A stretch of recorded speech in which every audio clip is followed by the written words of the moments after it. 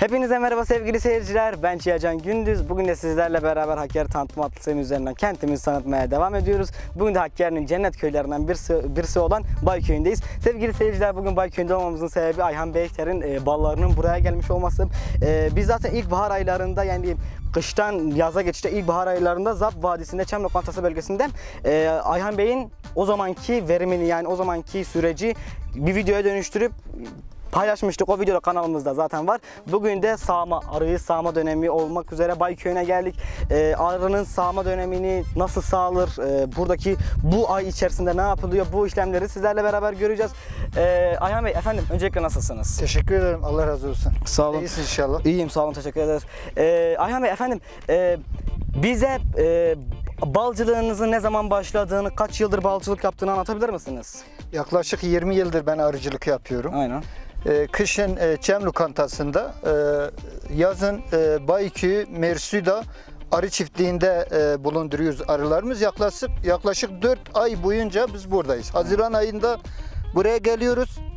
Eylül'ün sonunda buradan taşınıp tekrar Çam Lokantası'na gidiyoruz. Evet. Bu ay hasat ayıdır. Hem bal sağımı hem petekli alınması tam zamanıdır. Ballarımızı aldıktan sonra biz Allah nasip ederse tekrar Çam Lokantası'na taşınacağız. Ayhan Bey, efendim, Hakkari'de öne gelen bal firmalarından birisiniz ve Hakkari'ye balı marka olarak sunan ilk insansınız. Bize bu dönemi, bu ay içerisinde ne yaptığınızı, şu anda arıdan nasıl verim aldığınızı, bu balları nasıl işlediğini sizden dinleyelim. Şu an 3 çeşit bal üretiyoruz. Karakovan, süzme ve petek. Aynen. Bu balları piyasaya sürüyoruz. Müşteriler veriyoruz. Müşterilerimiz gayet de memnun. Markalaştıktan sonra talep daha çok oldu. Burada yaklaşık 150-200 arıyla şu an hasat yapıyoruz. Güzel bir verim oldu bu sene, çok şükür. Ne tür ballar üretiyorsunuz? Süzme, benim sadece kendi adıma bildiğim süzme ve karakovan. Siz burada hangi tür balları üretiyorsunuz? Şimdi süzme makineye vurup petekliden süzmeyi ayırıyoruz. Petekli mum içinde var. Karakovan ise halka şekli. Herhangi bir mum yok. Arı kendisi yapıyor. Karakovan diyoruz. Bizim şahit olduğumuz yıl boyunca arılarınızı iki yere götürdünüz. Zaba ve buraya getirdiniz. Peki arılarınızı Hakkari bölgesinde daha başka yerlere götürüyor musunuz? Yani yıl boyunca arılarınız nereden fazla verim alıyor? Şimdi bizim köy bin bir türlü çiçekle meşhur bir köy. Balı da yıllardır müşteriye veriyoruz. Çok kalite bakımından çok memnun. O yüzden köyümüzü arı için tercih ediyoruz. Başka herhangi bir yere götürmemize gerek kalmıyor zaten. Sadece yaz aylarında sağım döneminde Bayköy'üne getirirseniz... 4 ay boyunca Bayköy'ünde ikamet ediyoruz. Arı çiftliğimizde, Mersu'da mevkiinde. Sağım ve hasadı aldıktan sonra tekrar Çam Lokantası'na göç ediyoruz. Tamamlar. Kaç arınız var burada? Yaklaşık bir 150-200 kovanla şu an hizmet yapıyoruz. Şu anda Hakkari halkına 150-200 kovan güzel bir hizmet bence. Biliyoruz ki Hakkari bölgesinde bu yıl bir kuraklık vardı. Bu kuraklık sizin arılarınızı etkiledi mi? Bu bölgede yaban hayvanlarına karşı nasıl bir önlem alıyorsunuz? Bize bunları anlatabilir misiniz? Şöyle, bu sene kuraklık evet her yeri etkiledi. Özellikle Hakkari'de. Baharın erken gelmesiyle yeşillik, aşırı sıcaklık, yani kuraklık yeşilliği erken bitirdi. Arı bu sene mumda fazla çalışmadı. Bir hafta 10 gün mum getirebildi. Yani getirdiği mumları ancak doldurabildi. Geçen yıllara göre verim biraz daha az oldu ama yine de çok şükür. Yani yine de sizin bu yüksek tecrübeniz sayesinde güzel bir verim aldığınızı düşünüyorum ben. Evet, yabani hayvan, özellikle ayı konusunda kurduğumuz güneş paneli çit sayesinde ayı yaklaşamıyor bizim arılara. O yüzden rahatız. Aslında bu bölgede teknolojiyi kullanınca her türlü alanda gelişebiliyorsunuz. Evet, yaklaşık 3 yıl önce bu çit sistemi ben Hakkari'ye getirdim. Şu an bir tek ben koruyorum bu çit sistemi ayılara karşı, özellikle arıcılara. Yaklaşık şimdiye kadar belki 50-60 arıcıya bu çit sistemi kurmuşum. Hepsi de faydasını görmüş. Arılarınızı buraya getirdiniz ve burada güzel bir bal ürettiğini görüyoruz. Arılarınız hangi bölgelere gidiyor burada? Şu an karşıda göründüğü gibi Sümbül Dağı var, Kilila var, Mehed Dağı var. Arkada Ülebeya mevkii var. Yukarıda Mehed Dağı var. Köyün üst bölgesi komple arımız otlatıyor. Yani oradaki tüm çiçeklerden verim alıyor. nektar olarak hem bal, hem polen, hem propolis, hem arı sütü. Yani her şeyden arımız faydalanıyor. Yani bizim de gördüğümüz üzere 6 yer saydınız ve bu 6 yer Hakkari'nin cennet bölgelerinden birisi. Diyebiliriz ki arınız buradan en yüksek verimi alabiliyor. Bildiğimiz üzere tarımın güvenlik ve sağlık açısından her zaman rutin kontrolleri vardır. Sizin de bu rutin kontrollerden başarıyla geçtiğinizi biz de biliyoruz.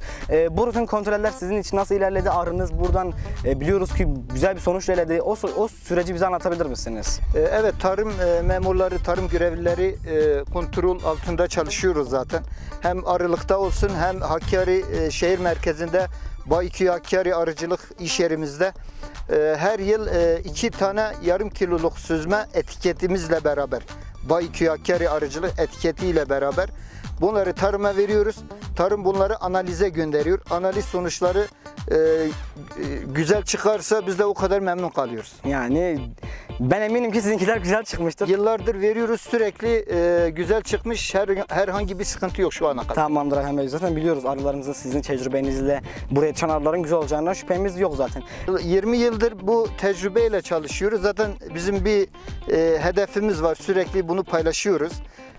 Arıcılık, bal bizim işimiz. Tecrübeyle kalite bir arada diyoruz her zaman. Sevgili seyirciler, gerçekten bugün de başta dediğimiz gibi Hakkari'nin cennet köylerinden birisi olan Bayköy'ün mevkisindeydik. Gerçekten şunu söyleyebiliriz ki Ayhan Bey'in de dediği gibi 20 yıllık bir tecrübeyle burada çalışılıyor. Hakkari'nin öne gelen firmalarından birisidir. Söylediği her söz bizi etkiledi. Burada elektrikli ayılar, yaban hayvanları için sistem kurulmuş. Gerçekten bu Hakkari'nin birçok bölgesinde olmasa bile siz ilk burayı siz getirdiniz. Karakovan dedik, petek bal dedik. Bize şu anda göstererek anlatabilir misiniz efendim? Tabii. Şahsen ben bilmiyordum. Tabii ki.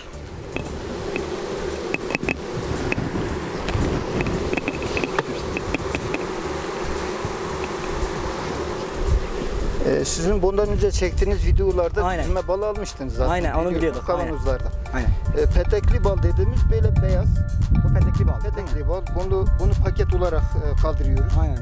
Zaten Bunu ikiye dükkanınızda bölüp vardı. 2 tenekeye bırakıyoruz. O şekil müşteriye sunuyoruz. Bunda fenimon var. Fenimon. Petekli mum buna diyoruz. Petekli bu mum budur yani. Evet.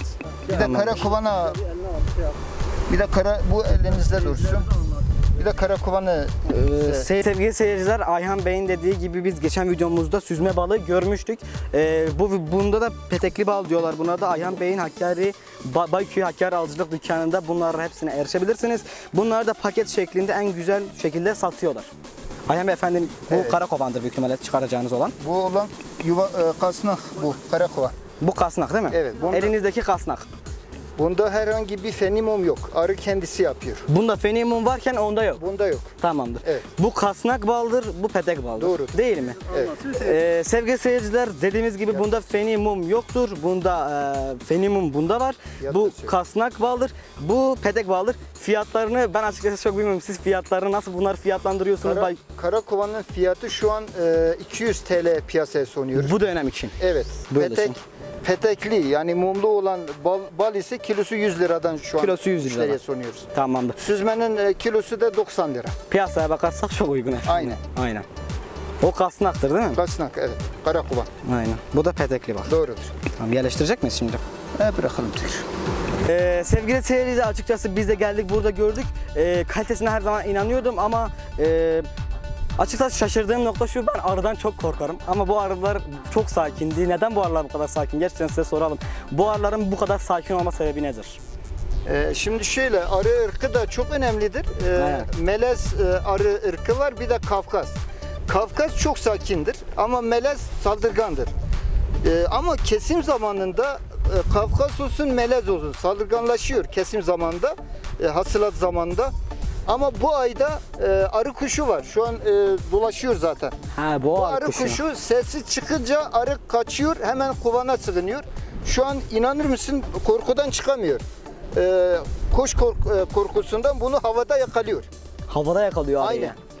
Arı hiç olmasa bile bizim için bir faydası var. Şahsen benim için var, beni sokmuyor. Çünkü sakin bir arı. Sizin açınızdan daha da Benim güvenli için oldu. daha da Evet, faydalı. aynen. Evet. Yoksa siyah pantolonla arının içinde olsan bayağı saldırırdı şu an. Ama Etki ediyor mu ki? kuş korkusundan saldıramıyor. Peki ben parfüm biliyordum. Siyah pantolon etki ediyor mu ki? Parfüm olsa daha da çok saldırır. Ben parfüm bilerek sıkmıyorum zaten hayatım boyunca da. Biliyorum. Parfüm etki eder. Siyah pantolon nasıl bir etki ediyor? Siyah arının hoşuna gitmiyor. Siyahın hoşuna saldırıyor. gitmiyor. Evet. Nasıl kırmızı boğanın hoşuna gitmiyorsa bu da siyah hoşuna Aynen. gidiyor. Sevgili seyirciler, gerçekten birçok şaşkınlığı bir arada yaşadığımız bu videoya devam ediyoruz. Siz görüntüleri izlerken büyük ihtimalle bizim röportajımız burada son buldu. Biz de şunu söyleyelim, gerçekten kalitesi yüksek bir bal. Gördüğünüz kasnak bal olsun, petek bal olsun, bunların hepsini en uygun fiyatlarla, dönemin en uygun fiyatlarıyla Bayköy Hakkari Alıcılık'ta bulabilirsiniz. Son olarak bu peteğin başındayken Hakkari halkına söylemek istediğiniz bir şey var mı Ayhan Bey? Elimizden geldiği kadar bu arıcılık mesleği süresince elimizden geldiği kadar kaliteyi üretmek, halkımıza sunmaktır. Tamamdır. Sevgili seyirciler, bugün de biz sizlerle beraber Hakkari tanıtım adlı üzerinden kentimizi tanıtmaya devam ediyorduk. Bayköy'ündeydik. Gerçekten büyük bir kaliteyle burada işleyen işleyişi gördük. Güzel ballar var, kaliteli ballar var. Hakkari'nin bu dönem için en ucuz ballarını burada bulabilirsiniz. Sitemizde de zaten daha ayrıntılı bilgileri olsun, detayları olsun, telefonlar olsun, adresler olsun ve yetkili isimleri olsun. Bunları hepsine hakkaritanıtım.com sitemiz üzerinden ulaşabilirsiniz. Sevgili seyirciler, bugün de biz sizlerle Hakkari tanıtım Bayköy'ündeydik. Gerçekten güzel bir yerdeydi. Biz de buradan çok memnun kaldık. Ayhan Bey bize zamanını ayırdığı için de çok teşekkür ederiz. Teşekkür ederim. Rica ederim efendim. Videomuzun burada sonuna geldik. Bir dahaki videoda hoşça kalın efendim. Görüşmek üzere. Bunu afiyetle yiyebilirsiniz. Aslında şu anda hiçbir güç bana bunu çıkartamazdı arının yanında ama bunu bana çıkartamazdı arının yanında ama tadını merak ettiğim için. Zaten biliyorduk da arı başında yemek de ayrı bir keyiflidir bence. Siz de benle yersenize ya. Afiyet olsun. Siz yiyin. Buyur.